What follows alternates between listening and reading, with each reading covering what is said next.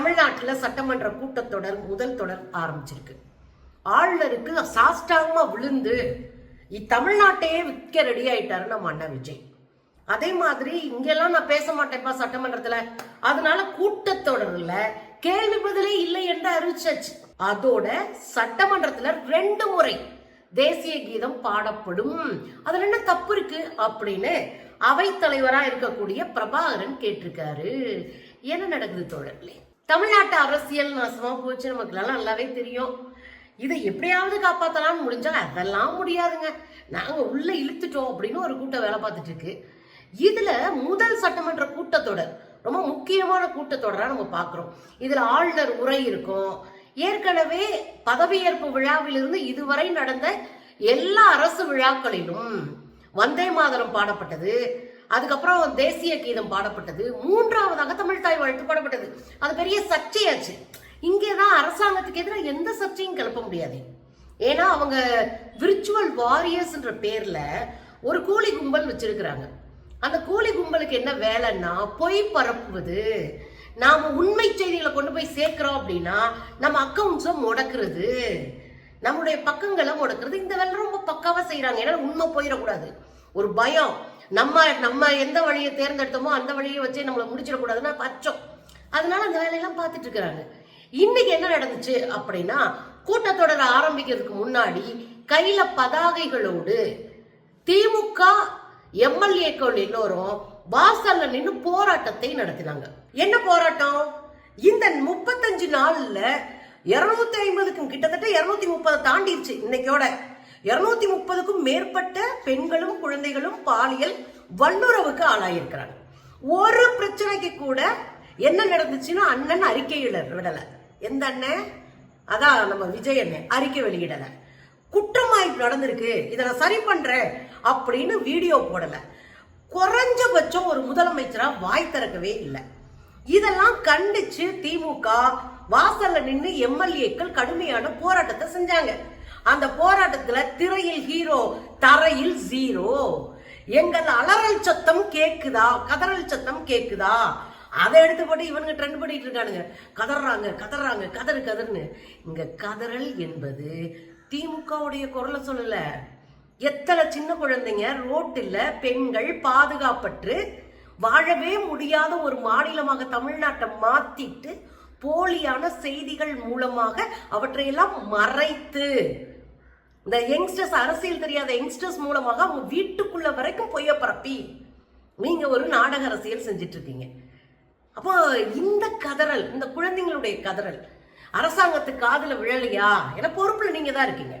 அந்த கதறலை எடுத்து போட்டு கேலி பண்ற அளவுக்கு தான் இவங்களுக்கு அறிவு. திரையில் நாயகன், தரையில் வில்லன். நீங்க தூய சக்தி இல்ல தீய சக்தி அப்படின்னு பல வாசகங்கள் அடங்கிய பதாகைகள் வைப்பதோடு வாய் திறங்க முதல்வரே அப்படின்னு சின்ன சின்ன பேச்சஸ் எல்லாம் குத்திக்கிட்டு இங்க சட்டப்பேரவைக்குள்ள போறாங்க. சட்டப்பேரவையில எப்பவுமே ஆளுநருக்கு நமக்கும் ஒத்தே வராது. ஏன்னா ஆளுநர்களா யாரு? பாஜகவினுடைய பேரலல் கவர்மெண்ட் நடத்த அனுப்பப்பட்ட ஒரு ஸ்பை தான் ஆளுநர்களா இருப்பாங்க. அதாவது பாஜகவுக்கு சப்போர்ட் பண்ணக்கூடிய ஒரு பீஸா இருப்பாங்கன்னு வச்சுக்கோங்களேன். இந்த ஆளுநருக்கு நமக்கு எப்பவுமே ஒத்து வராது. இன்னைக்கு இல்ல, அண்ணா காலத்துல இருந்தே.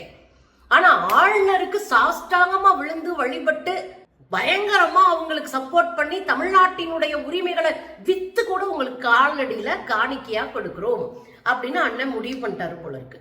இதுக்கு முன்னாடி என்ன நடந்துச்சு? தமிழ்நாட்டுல எடுத்த உடனே நீங்க நாட்டுப்பண் பாடணும். யாரு கேட்டாங்க? ஆர்.என். ரவி கேட்டாரு.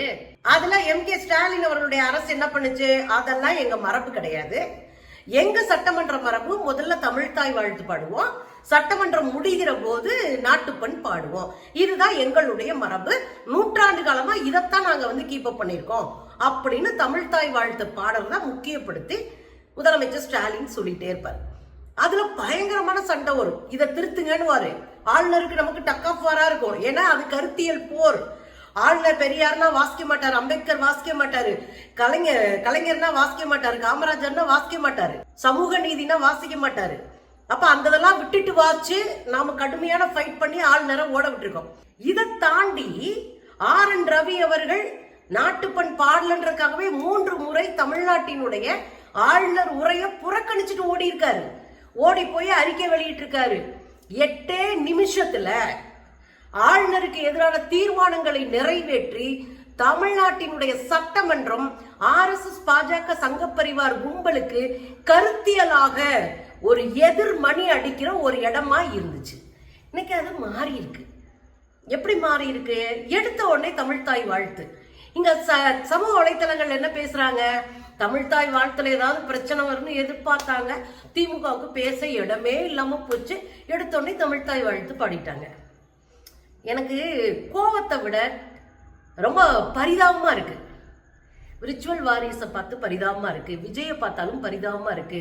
அது கூட இருக்கிற கார்பரேட் கிரிமினல்ஸ் பத்தி இந்த கும்பல் தெரியாம அவங்க சம்பாரிச்சிட்டு இருக்காங்க, உங்களை பயன்படுத்திட்டு இருக்காங்கன்றது தெரியாம இந்த கும்பல் கதறிட்டு கிடக்கல. எனக்கு உண்மையிலே அவங்க மேல பரிதாபமா தான் இருக்கு. இன்னொன்னு சொல்ல போனா, நீங்கள் தான் முதல்ல பாதிக்கப்பட போவீங்க. ஏன்னா உங்களுக்கு அரசியல் தெரியாது. எங்களுக்கு நல்ல அரசியல் தெரியும், யார் எதிரி என்று தெரியும். கொள்கை ரீதியான நாங்க சுயமா நின்று முடிவெடுக்கிற அறிவு நமக்கு இருக்கு. பாவமா இருக்கு அவங்கள பார்த்தா. அதுல இன்னைக்கு பாருங்க, திமுகவுக்கு வாய்ப்பே கொடுக்கலன்னு. இதை விட என்ன வாய்ப்பு நீங்க கொடுத்துருவீங்க? தமிழ்தாய் வாழ்த்து தான் முதல்ல பாடணும். நாட்டுப்பண் முதல்ல பாடக்கூடாது. சட்டமன்றம் முடிகிற போது பாடணும். ஆனா இங்க என்ன பண்ணி வச்சிருக்கிறாங்க? தமிழ்தாய் வாழ்த்து பாடிட்டு நாட்டுப்பண், அதுக்கப்புறம் நிகழ்வு முடியும் போது ஒரு நாட்டுப்பண், 2 நாட்டுப்பண். தமிழ்நாட்டின் 100 ஆண்டு கால மரபு இன்றைக்கு சிதைக்கப்பட்டிருக்கு. இது அவங்க யாரும் பாட்டு பாடுறதுன்னு நினைச்சிட்டு இருக்கிறாங்க. தாவேக்காவினருக்கு அரசியல் தெரியாது. பிளாக்ல டிக்கெட் வித்துட்டு இருந்தவங்க திடீர்னு வந்து அமைச்சர்கள் ஆயிட்டாங்க. பிளாக்ல பணத்தை வாங்கிட்டு நடிச்சிட்டு இருந்த நடிகர் திடீர்னு முதலமைச்சர் ஆயிருக்காரு. சோ இவங்களுக்கு தமிழ்நாட்டினுடைய அடிப்படை உரிமை குறித்த புரிதல் இல்லை. அதுதான் நமக்கு இருக்கிற வருத்தம். அந்த புரிதல் இல்லாதனால ஏதோ சாதனை பண்ணிட்டோம் அப்படின்னு நினைச்சிட்டு இருக்கிறாங்க. இவங்க RSS கால்ல சாஷ்டாங்கமா விழுந்து RSS திட்டமிடலை நாங்கள் செயல் திட்டத்துக்கு கொண்டு வந்துட்டோம் அப்படின்றத வெளிப்படையாக காட்டிய ஒரு இடம் தான் இந்த சட்டமன்றத்துல 2 முறை நாட்டுப்பண் பாடப்பட்டது. ஒரு 100 ஆண்டு கால நம்ம அடையாளத்தை விஜய் அவர்களை வைத்து RSS சிதைத்திருக்கிறது. இது எங்க நீங்க எப்படி சொல்றீங்க? RSSக்கு இவங்க துணை போயிட்டாங்கன்னு போறாரு இல்ல ஆளுநர் அருளேகர். போனவர் உடனே ஒரு ட்வீட் போடுறாரு. அதுல என்ன தெரியுமா சொல்லியிருக்காரு? இன்று புதிய உதயம் தோன்றிய நாள். இன்னைக்கு புதுசா ஒரு உதயம் தோன்றி இருக்கான். நான் இன்னைக்கு சாதிச்சிருக்கேன் அப்படின்னு அருளேகர் நினைக்கிறாரு. RSS இத்தனை நாளா தமிழ்நாட்டின் சட்டமன்றத்துக்குள்ள முதல்ல எடுத்த உடனே நாட்டுப்பண் பாடுறதுக்கு முடியாம எத்தனை ஆளுநர்கள் தெரிச்சு ஓடினாங்க. ஆனா நான் முடிவு பண்ணிட்டேன், விஜய வச்சு நான் முடிச்சிட்டேனே. RSS பாஜக சங்கப்பரிவார் கும்பலினுடைய அடிப்படை அரசியலை இன்னைக்கு தமிழ்நாட்டினுடைய சட்டப்பேரவையில எஸ்டாப்ளிஷ் பண்ணிட்டேன் அப்படின்னு அவரு ஒரு ட்வீட் போட்டு கொண்டாடி இருக்கார். விஜய் RSS செல்ல குழந்தை என்று நம்ம சொல்லல, பல தலைவர்களும் சொன்னாங்க. ஏன் அதை சொல்றோம் அப்படின்னா, 3வது முறை CBI விசாரிக்கும் போது ஒரு விசாரணைக்கு போயிட்டு வந்த ஒரு மாதிரி வரல, ஏதோ தேர்தல் பரப்புரை பிரச்சாரத்துக்கு போயிட்டு வந்த மாதிரி வண்டியில ஏறி நின்று கையை காமிச்சிட்டு வந்தாரு. ஏன்னா அங்க பேசப்பட்டது CBI விசாரணை இல்ல, அங்க RSS பாஜக சங்கப்பரிவார் கும்பலுக்கு இவர் என்ன செஞ்சு கொடுப்பாரு, இவருக்கு அவங்க என்ன செஞ்சு கொடுப்பாங்க என்கிற ஒப்பந்தம் கையெழுத்தாச்சு. அது அன்னைக்கு நம்ம பேசணும். CBI அலுவலகத்துல RSSக்கும் தாவேக்காக்கும் ஒப்பந்தம் ரெடியாச்சு. அதனாலதான் ஒரு விசாரணைக்கு போயிட்டு வர்றவரு மேல ஏறி கையை ஆட்டிட்டு அவ்வளவுதான் முடிச்சிட்டோம் அப்படின்னு வெளியே வர்றாரு. இதுல அடுத்த முக்கியமான விஷயம் என்னன்னா, 2-3 நாளைக்கு முன்னாடி நானும் ஃபிடலும் பேசிட்டு இருந்தேன், பையனும். என்னடா அண்ணா வந்து மாட்டிக்கிட்டாரு, அடுத்து கேள்வி நேரம் வரும், கேள்வி நேரத்துல அத்தனை MLAக்களும் கேள்வி கேட்பாங்க, அதுக்கு உங்க அண்ணா சட்டமன்றத்திலே பதில் சொல்லணும், வீட்டுக்கு போய் பதில் அனுப்புறேன்னுலாம் சொல்ல முடியாது, அல்லது வீட்டுல போய் எக்ஸ்தலத்துல போடுறேன்னு சொல்ல முடியாது, உட்காந்து அவர் பதில் சொல்லி ஆகணுமே, எப்படி சிக்க போறாரோ அப்படின்னு நானும் ஃபிடலும் பேசிட்டு இருக்கும்போது ஃபிடல் சொன்னா, இல்லம்மா கேள்வி நேரம் நடக்காதுன்னா. எனக்கு ஆச்சரியம் என்னன்னா, ஏன் நடக்காது? கேள்வி நேரம் நடந்துதானே ஆகணும். முதல்ல ஆளுநர் பேசுவாரு, ஆளுநர் பேசி ஆளுநர் உரைக்கு நாமெல்லாம் பதில் சொல்லுவோம், அதுக்கப்புறம் கேள்வி நேரம் வரும். இன்னொன்னு ஞாபகம் வைங்க, ஆளுநர் எங்களை பாராட்டி விட்டார், ஆளுநர் எங்களை புகழ்ந்து விட்டார், ஆளுநர் எங்கள் அண்ணனை புகழ்ந்து விட்டார். ஆளுநர் உரையே அரசாங்கம் தயாரிச்சு கொடுக்கிற உரை, முதல்ல ஞாபகம் வச்சுக்கோங்க. நான் உங்களுக்கு அரசியல் தெரியாதனால சொல்றேன், நான் சொல்றது தாவேக்கா. ஆளுநர் உரை அரசு தயாரிச்சு கொடுக்கிற உரை.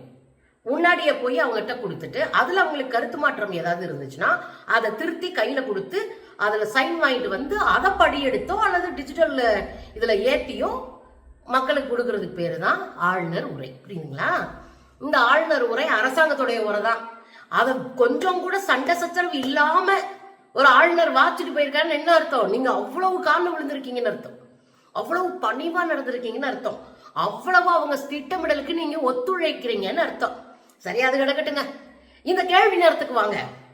கேள்வி நேரம் இருந்தால் தான் ஒரு மாநில அரசினுடைய தவறுகளை எம்எல்ஏக்கு சுட்டி காட்டுவாங்க. ஒரு நாளைக்கு 10ல இருந்து 15 குழந்தைங்க பெண்கள் பாலியல் வல்லுறவுக்கு ஆளாகிறாங்க. கரண்ட் கட் ஆயிட்டு இருக்கு. இன்னொரு பக்கம் தண்ணி இல்ல. இதுல பெரிய சிக்கலை நோக்கி தமிழ்நாடு நகர்ந்துட்டு இருக்கு கொஞ்சம் கொஞ்சமா. அப்ப இதை குறித்து எம்எல்ஏக்கள் கேள்வி கேட்பாங்க, எதிர்கட்சிகள் கேள்வி கேட்பாங்க, அரசு பதில் சொல்லணும். இதுக்கு தானே கேள்வி நேரம். இன்றைக்கு கேள்வி நேரம் இல்லை என்று அறிவிக்கப்பட்டிருக்கிறது. எனக்கு ஆச்சரியமா இருந்துச்சு. நம்ம எப்படிங்க கேள்வி நேரம் இல்லாம போகும் நம்ம நினைக்கிறோம். என் பையன் சொல்றான் கேள்வி நேரம்லாம் இருக்காதுமா, பனையூருக்கு அண்ணே சட்டமன்றத்தை மாத்தினாலும் மாத்துவாருன்னு கேள்வி பண்ணிட்டு இருப்பான். நாளைக்கு அது கூட நடந்தாலும் நடக்கும். இது குறுகிய கால கூட்டத்தொடர் என்பதால் அங்க கேள்வி நேரம் இல்லை அப்படின்னு சபாநாயகர் சொல்லியிருக்காரு. ஏங்க சபையில 2 முறை தேசிய கீதம் பாடப்பட்டிருக்கே, அது சபையினுடைய வரலாற்றே இல்லையே, மரபுலே இல்லையேனா அதுல ஒன்றும் தப்பு கிடையாதுன்ட்டு போறாரு. இப்ப இவங்களுக்கு எதுவுமே தப்பு கிடையாது. ஒய்ஃபை கூட்டிட்டு போய் தொல்லை விட்டாலும் தப்பு கிடையாது, அவங்களுக்கு பிடிச்ச மாணவங்களோட வெளியே சுத்தினாலும் தப்பு கிடையாது, சட்டமன்றம் நடந்தாலும் தப்பு கிடையாது, சட்டமன்றத்துல கேள்வியே கேட்காட்டினாலும் தப்பு கிடையாது. இப்ப இவங்கெல்லாம் ஒரு ஆர்டரை ஃபார்ம் பண்றாங்க. அது தமிழ்நாடு நாசமா போடுன்ற ஆர்டர் தான். ஆக மொத்தம் கேள்வி கேட்பதன் மூலமாக இந்த ஆளுகிறவர்களை ஒண்ணு இல்லாம காலி பண்ணிடுவோன்ற பயத்துல கேள்வி நேரத்தையே ஒத்தி வச்சுட்டாங்க. கேள்வி நேரமே இல்லை என்று அறிவிச்சுட்டாங்க. இப்ப அண்ணன் என்ன பண்ணுவாருன்னா, எல்லாரும் அந்த ஆளுநர் உரையில பேசி முடிச்சுட்டு டாடா பை பாய்னு அண்ணன் எங்க போயிடுவாரு, பனையூருக்கு போயிடுவாரு. அதான் இது நடக்க போகுது. கேள்வி நேரம் இல்லை, நீங்கள் கேள்வி கேட்க முடியாது, எல்லாத்தையும் நேரலையில ஒளிபரப்புவாங்க. யார் யாரும் என்ன பேசுறாங்கன்னு நம்ம பார்த்துக்க முடியும். இனி நேரலை கிடையாது. அப்புறம் உள்ள என்ன நடக்குன்னு உங்களுக்கு தெரியாது, அவ்வளவுதான். அப்ப இதுதான் நீங்க எதிர்பார்த்த மாற்றம். உள்ள என்ன நடக்குன்னு தெரியக்கூடாது, கேள்வி நேரம் இருக்கக்கூடாது. ஏன்னா நீங்க கேள்வி கேட்டுருவீங்க, அண்ணன் அதுக்கு பதில் சொல்ல முடியாது. அண்ணன் பதில் சொல்ல முடியாம அசிங்கப்படுறத நம்ம வெளியே பார்க்க முடியாது. எங்க அண்ணன் நிம்மதியா இருக்கட்டும், கேள்வியெல்லாம் கேட்காதீங்க அப்படின்னு தங்கச்சிங்க வேற சோகமா பாட்டு பாடிடுவாங்க. எனவே தமிழ்நாட்டினுடைய சட்டமன்றத்துல கேள்வி நேரம் இல்லை. தமிழ்நாட்டின் மரபை தாண்டி 2 முறை தேசிய கீதம் பாடப்படும். எந்த உறுத்தலும், எந்த தமிழ்நாட்டினுடைய உரிமை பாதிக்கப்பட்டிருக்கிற கவலையும் இல்லாம இந்த கும்பல் இன்றைக்கு விர்ச்சுவல் வாரியர்ஸ் என்று சொல்லக்கூடிய வல்கர்ஸை வச்சுட்டு எல்லா வேலையும் பார்த்துட்டு இருக்கிறாங்க. எங்க போய் நிற்குன்னு தெரியல. 5 வருஷம் கழிச்சு நீங்க இருப்பீங்களான்னு நான் பாக்குறேன்.